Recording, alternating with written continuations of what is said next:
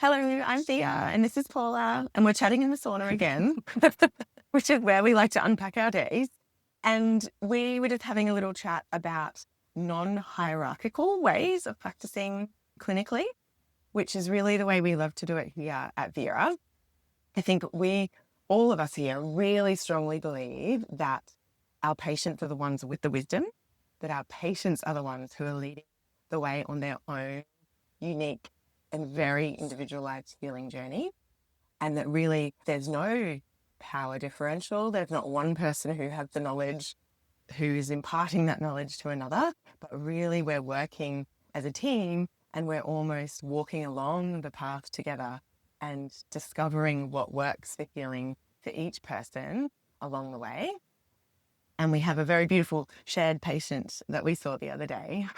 Yeah, and it was such a human experience that I didn't speak to Thea straight after, but I had to send Thea and Dr. Danielle a text message the next day because I had seen this patient of Thea's and same thing as usual. We sat, took my shoes off, faced this beautiful woman and let her just tell me her story of the journey through her whole life, really. And long story short, after some pain science and nervous system education and tools, we ended up doing some stretching and yoga in the yoga room where Thea happened to be, because we do staff yoga as well as a way of supporting our own nervous systems.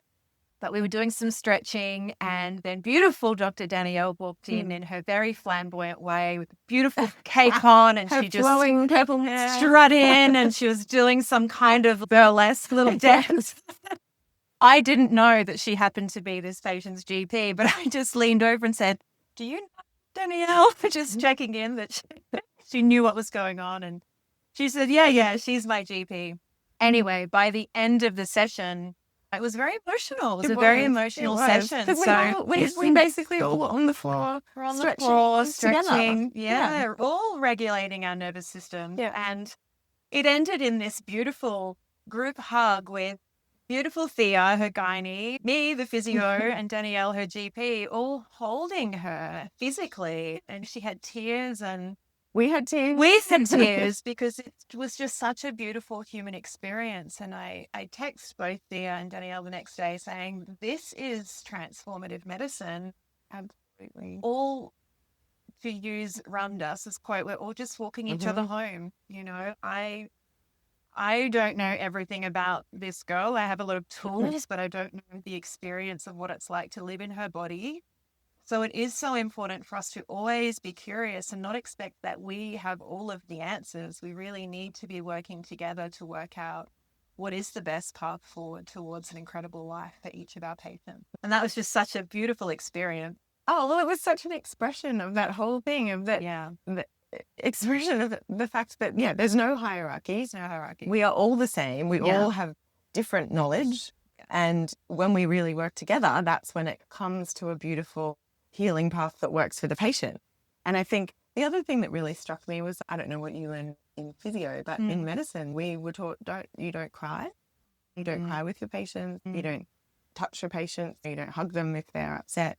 And to me, that always felt wrong. I didn't really understand why that would be something that a clinician should avoid doing, because I think we have to be open-hearted with our patients. That's the only way that we can truly come to understand them and truly come to really, really work with them in that transformational way. And so that beautiful group hug with all of the clinicians who were looking after our patient was just such a perfect encapsulation of that. Absolutely. Yeah. And I think the difference with the tears is, in the moment, it was such a beautiful, loving, compassionate display, as opposed to us suffering from empathic distress. And we know that they're on different pathways in the brain. So as long as we can hold our own container in our own nervous system and experience our emotions in that moment, but we're not carrying the suffering with us as we go home for the day. And they're the things that we want to be teaching in our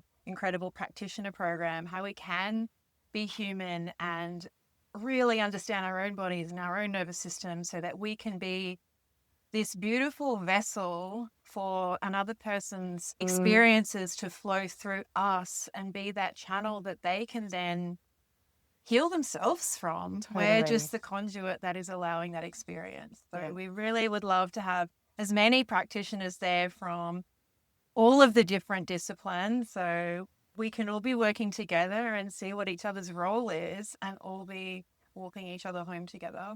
Absolutely.